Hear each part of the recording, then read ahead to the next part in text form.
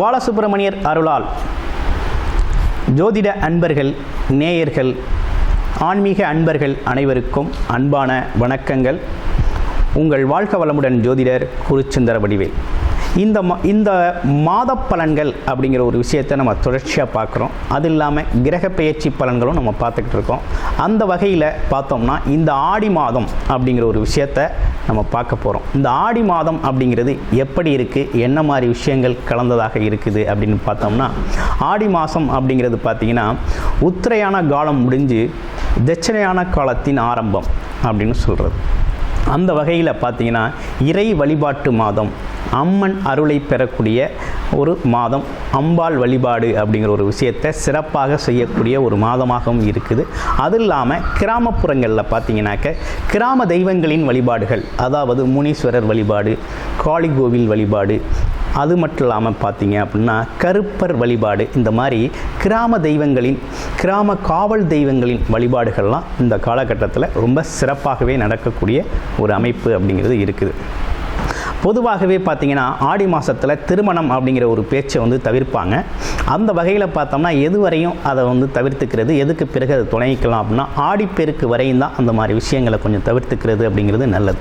அதற்கு பிறகு ஆடிப்பெருக்கு முடிந்த பிறகு ஆட்டோமேட்டிக்காக உங்களோட திருமண சுபகாரிய பேச்சுக்கள், அதற்கான வேலைகளை நீங்கள் செய்ய ஆரம்பிக்கலாம், தொடங்கலாம்.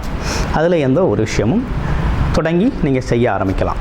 அடுத்து பார்த்தோம் அப்படின்னு கேட்டிங்கனாக்க ஆடி அமாவாசை அப்படிங்கிறது ரொம்ப சிறப்பு வாய்ந்ததாக இருக்குது. உங்களோட முன்னோர் வழிபாடு, அது மட்டும் இல்லாமல் பித்ரு சாபம் நீக்கிறது, அது மட்டும் இல்லாமல் குலதெய்வ வழிபாடுகள், முன்னோர்களோட ஆசீர்வாதத்தை முழுமையாக பெறக்கூடிய ஒரு அற்புதமான மாதமாக இந்த ஆடி மாதம் அப்படிங்கிறது அமைஞ்சிருக்கு. ஆடி மாதத்தை பொறுத்த வகையில் பார்த்திங்கன்னா ஆடி பௌர்ணமி அப்படிங்கிறது 5ஆம் தேதி வருது. திரு அண்ணாமலையாரை வழிபட்டு முழுமையான அருளை பெறக்கூடிய, கிரிவலம் போகக்கூடிய ஒரு அற்புதமான நாள் அப்படிங்கிற ஒரு விஷயமும் அமைஞ்சிருக்கு.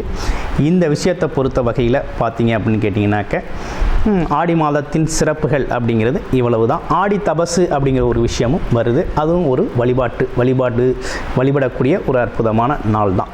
ஓகேங்களா? அடுத்து பார்த்தோம்னா இப்போ ஆடி மாதத்தில் ஒவ்வொரு ராசிக்கும் எப்படி இருக்கும் அப்படிங்கிறத விரிவாகவும் தெளிவாகவும் பார்க்க போகிறோம், நட்சத்திர பலன்களோட. அதில் உங்கள் ராசிக்கு எப்படி இருக்குங்கிறத, சிம்ம ராசி அன்பர்களுக்கு இந்த மாதம் ஆடி மாதம் அப்படிங்கிறது எப்படி இருக்குது அப்படிங்கிறத பார்க்க போகிறோம். ராசிநாதன் 12ஆம் இடத்துல போய் இருக்கிறாரு, விரயஸ்தானத்தில் இருக்கிறாரு. விரயஸ்தானத்தில் இருக்கிறதுனால என்ன நடக்கும் அப்படின்னு பாருங்கள். ஆமாம், விரயஸ்தானத்தில் போய் ராசிநாதன், அதுவும் சூரியன் போய் விரயஸ்தானத்தில் இருந்தால் என்ன நடக்கும்? ஆமாம், தேவையில்லாத கோபம், வெறுப்பு, மனஸ்தாபம். ஆமாம், அது மட்டும் இல்லாமல் கவலை, வருத்தம், இனம் புரியாத ஒரு கவலை, வருத்தம். அதே நேரத்தில் எதையும் செய்கிறதுக்கு ஒரு தைரியம் இல்லை, துணிச்சல் இல்லாமல் இருக்கிறது, முன்னெடுத்த காரியத்தை கொஞ்சம் தடை தாமதத்தை நீங்களே ஏற்படுத்திக்கிறது. இப்படிப்பட்ட விஷயங்கள்லாம் இந்த காலகட்டத்தில் உங்களுக்கு ஏற்படக்கூடிய ஒரு அமைப்பு அப்படிங்கிறது இருக்குது. இதுக்கு என்ன காரணம் அப்படின்னு பார்த்தீங்கன்னா, ராசிநாதன் 12ஆம் இடத்துல இருக்கிறது தான் காரணம். அதனால் உங்களுடைய தசாபுத்தி அமைப்பு நல்லா இருக்குது. பிறந்த ஜாதகம், பிறந்த தசாபுத்தி அமைப்பு, ஆமாம், உங்களோட பிறப்பு ஜாதகத்தில் லக்கணம், ராசி, அதே நேரத்தில் நட்சத்திரம், இதெல்லாம் இந்த விஷயங்களில் இப்போ நடக்கிற தசாபுத்தி அமைப்பு உங்களுக்கு சாதகமான நல்ல தசாபுத்திய ஒரு அமைப்பு. 1, 5, 9 கூடிய பாக்யாதிபதி தசாபுத்தியோ அல்லது கேந்திராதிபத்திய தசாபுத்தியோ நடக்குது அப்படின்னா இந்த பாதிப்புகள் உங்களுக்கு வராது. இல்லை கொஞ்சம் வீக்காக இருக்குது, இல்லை சமசப்தமாக இருக்குது அப்படின்னா இந்த பாதிப்புகள்லாம் கண்டிப்பாக சிம்மராசினியர்களுக்கு வரும், ஏற்படக்கூடிய ஒரு அமைப்பு தான். ஆமாம், ஓகேங்களா? அந்த வகையில் பார்த்தோம்னா உங்களுடைய தசாபுத்தி அமைப்புகளை பார்த்துக்கிட்டு நம்மளோட கோச்சார பலன்களை நீங்கள் கம்பேர் பண்ணி பார்த்தீங்க அப்படின்னா மிகப்பெரிய வெற்றி அப்படிங்கிற ஒரு விஷயம், என்ன செய்யலாம் என்ன செய்யக்கூடாது அப்படிங்கிற ஒரு விஷயத்தெல்லாம் நீங்கள் தெரிஞ்சுக்கலாம், அதன்படி பண்ணிக்கலாம். அதே நேரத்தில் இதில் என்ன ஒரு விஷயம்னா, இந்த கவலை, கோபம், வெறுப்பு இப்படிலாம் கொஞ்சம் வரும், கொஞ்சம் கோபம்லாம் வரக்கூடிய ஒரு அமைப்பு அப்படிங்கிறது இருக்குது. அதே நேரத்தில் மற்றவங்கள்ட்ட எதிர்பார்ப்பை கொஞ்சம் குறைச்சிக்கணும். நீங்கள் இந்த காலகட்டத்தில் சிம்மராசினியர்கள் எதிர்பார்ப்புகளை குறைச்சிக்கணும். எல்லாத்துலேயும் முடியும் அப்படிங்கிற ஒரு நம்பிக்கையோட முயற்சி செய்யணும். நீங்கள் எப்போதுமே பார்த்தீங்கன்னா தனிக்காட்டு ராஜா தான். அதாவது எப்படின்னா, எந்த ஒரு விஷயத்தையும் எடுத்திங்கன்னா அதில் பார்த்தீங்கன்னா முன்னோக்கி போகக்கூடிய ஆள் தான். தைரியம், தன்னம்பிக்கை அதிகம் உடையவர்கள் தான். ஆனால் இருந்தாலும் இந்த காலகட்டத்தில் அதில் ஒரு ஆக்சிலேஷன் இருக்கும். என்ன அதில் ஒரு குறைபாடு வந்து போகும். என்னென்னா ஒரு தைரிய குறைபாடு தான் வந்து போகக்கூடிய ஒரு அமைப்பு அப்படிங்கிறது. இது தற்காலிகமானது தான், நிரந்தரம் இல்லை, தற்காலிகமானது தான். அதனால் இதை பெருசாக எடுத்துக்க வேண்டிய அவசியம் இல்லை. அடுத்து குரு 2ஆம் இடத்தை பார்க்குறார். சில பேருக்கு பார்த்திங்கன்னா இடமாற்றம், ஊர் மாற்றம், வேலை சம்பந்தமாக ஏற்படக்கூடிய ஒரு அமைப்பு அப்படிங்கிறது இருக்குது. என்னென்னா குடும்பத்தை விட்டு பிரிஞ்சு போகக்கூடிய ஒரு அமைப்பு. அப்படின்னா என்னென்னா வெளியூரில் வேலை கிடைக்கும், அவர் மட்டும் போய் அங்கே இருந்து வேலை பார்க்குற மாதிரி இருக்கும், குடும்பம் இங்கே இருக்கும், ஊரில் இருக்கும். அதே நேரத்தில் பார்த்திங்கன்னா சில பேருக்கு இந்த பார்த்திங்கன்னா டிரான்ஸ்ஃபர்லாம் நடக்கும். அதாவது பார்த்திங்கனாக்கா அரசு வேலை பார்க்குறவங்களுக்கு டிரான்ஸ்ஃபர் நடக்கக்கூடிய வாய்ப்புகள்லாம் உண்டு. அதனால் இந்த மாதிரி விஷயங்கள்லாம், இது சம்மந்தப்பட்ட விஷயங்கள்லாம் நடக்கும். பெயர் புகழுக்கு ஒன்றும் பஞ்சம் இருக்காது. நிறைய பெயர் புகழ் கிடைக்கக்கூடிய ஒரு அமைப்பு தான் உங்களுக்கு ஏற்பட்டிருக்கு. அதே நேரத்தில் பொருள் வரவு அப்படிங்கிற ஒரு விஷயம் நல்லா இருக்குது. தொழில் நல்லா இருக்குங்க. உங்களுக்கு தொழிலை பொறுத்தவரையில் பயப்பட வேண்டாம். ஏன்னா 9 குடையவர் 10ல், குரு பகவான் 10ஆம் இடத்துல இருக்கிறாரு, பாக்கியாதிபதி போய் சேர்றாரு. அப்போ என்னென்னா தொழில் சம்மந்தப்பட்ட விஷயங்கள் ரொம்ப நல்லா இருக்குது. தொழிலை பற்றி பயப்பட வேணாம். இப்போ லாபாதிபதி எங்கே இருக்கிறாரு? ராசியிலே இருக்கிறாரு. அப்போ அதுவும் நல்லா இருக்குது. அப்போ வருமானம் சார்ந்த விஷயம், சொந்த தொழில் சார்ந்த விஷயம், இதெல்லாம் நல்லா தான் இருக்குது. பட் நீங்கள் போட்டு குழப்பிக்காமல் இருக்கணும். இந்த காலகட்டத்தில் மனக்குழப்பங்கள் வந்து போகும். தேவையில்லாத விஷயத்தில் ஆக்டிவிட்டியில் ஈடுபட வேண்டாம் அப்படிங்கிற ஒரு அமைப்பு தான் இருக்குது. அதே நேரத்தில் பாருங்கள், சொந்தமாக தொழில் செய்கிறவங்களுக்கு நல்ல பணப்பொருள் வரவு இருக்கும், நல்ல லாபம் கிடைக்கக்கூடிய ஒரு காலகட்டம் தான் இந்த காலகட்டம். அப்போ சொந்த தொழில் கை கொடுக்கும் அப்படிங்கிற ஒரு அமைப்பு இருக்குது. பெரிய லாபத்தை ஈட்டித்தரும் அப்படிங்கிற அமைப்பு இருக்குது. வேலை செய்கிறவங்களுக்கெல்லாம் வேலை செய்கிற இடத்துல கொஞ்சம் புகழ், மரியாதை, இதெல்லாம் அந்தஸ்து, இந்த மாதிரி விஷயங்கள்லாம் கிடைக்காமல் இருந்ததெல்லாம் கிடைக்கும். ஓகேங்களா? அதையும் பற்றி நீங்கள் கவலைப்பட வேண்டாம். வேலை தொழில் நல்லா இருக்குது. அடுத்து பார்த்தோம்னா 8ஆம் இடத்தில் இருக்கக்கூடிய ராகு, அவர் குடும்பத்தை அங்கேருந்து பார்க்குறார், 2ஆம் இடத்தை பார்க்குறார். அப்போ என்னென்னா கணவன் மனைவி கருத்து வேறுபாடுகள் கொஞ்சம் வரக்கூடிய ஒரு அமைப்பு அப்படிங்கிறது இருக்குது.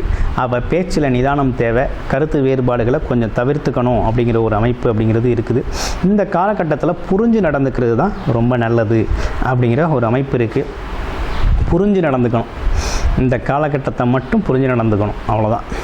அடுத்து பாருங்கள், கேது 2ல் இருக்கார். கொஞ்சம் வயசானவங்களுக்கெல்லாம் கொஞ்சம் உடல் பாதிப்பு, மனப்பாதிப்பு அப்படிங்கிற ஒரு விஷயம் வந்து போகும். ஒன்றும் அதெல்லாம் நிரந்தரம் இல்லை, தற்காலிகமாக வந்து போகக்கூடிய ஒரு அமைப்பு அப்படிங்கிறது தான் இருக்குது. 7ஆம் இடத்தில் இருக்க சனி பகவான் கண்டகச்சனி. இதால் என்ன நடக்கும் அப்படின்னா நேரடியாக ராசியை பார்க்குறாரு. 7க்குடையவர் 7லே ஆட்சி பெற்று ராசியை பார்க்குறார். அப்போ என்ன நடக்கும்னா கொஞ்சம் உங்களுக்கு மனம் சார்ந்த விஷயங்களில் கொஞ்சம் நெருக்கடிகள் இருக்கிறது மட்டும் இல்லாமல் கொஞ்சம் தாழ்வு மனப்பான்மை வரும். முயற்சி எடுக்கிறதுல கொஞ்சம் இந்த முயற்சி வெற்றி பெறாதா அப்படிங்கிற சந்தேக உணர்வுகள் வந்து போகக்கூடிய ஒரு அமைப்பு அப்படிங்கிறது இருக்குது. ஆமாம்.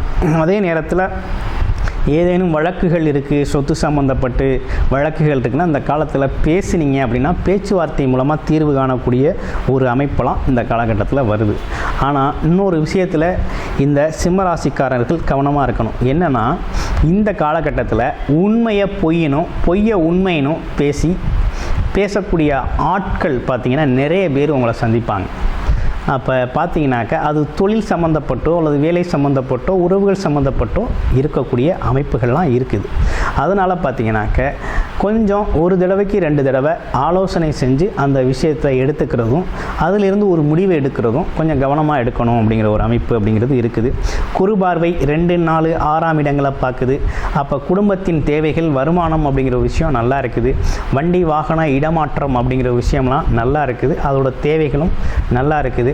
அடுத்து பார்த்தீங்க அப்படின்னா கடனை கொஞ்சம் கொஞ்சமாக படிப்படியாக கட்டக்கூடிய ஒரு அமைப்பு அப்படிங்கிறது இருக்குது. கடனை தொடர்ச்சியாக நீங்கள் கடன் கட்டிடுவீங்க. உடல் உபாதைகள் அதிலிருந்து கொஞ்சம் விடுதலை கிடைக்கக்கூடிய ஒரு அமைப்பு அப்படிங்கிறது இருக்குது. அப்போ இப்பேற்பட்ட விஷயங்கள்லாம் பார்த்திங்கன்னா சிம்ம ராசிக்கு இந்த காலகட்டத்தில் நடக்கக்கூடிய ஒரு அமைப்பாக இருக்குது.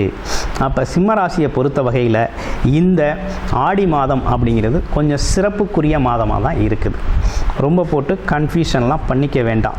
என்னென்னா உங்களுடைய ராசிநாதன் பயன்படுத்தக்கூடியவர், அனைத்து விஷயத்தையும் பயன்படுத்தக்கூடியவர், சாதிக்கக்கூடிய நீங்கள் தான் உங்களோட நிலை மட்டும்தான் கொஞ்சம் சாதகமற்று இருக்கே தவிர மற்ற விஷயங்கள் குடும்பம் சார்ந்த விஷயத்தில் வரக்கூடிய வருமானம் சார்ந்த விஷயங்களோ அல்லது உங்கள் வண்டி வாகனங்கள் சார்ந்த விஷயங்களோ அதே நேரத்தில் கடன் சம்பந்தப்பட்ட விஷயங்களோ ஒரு பெரிய பாதிப்பை ஏற்படுத்தாது அப்படிங்கிற மாதிரி தான் இருக்குது.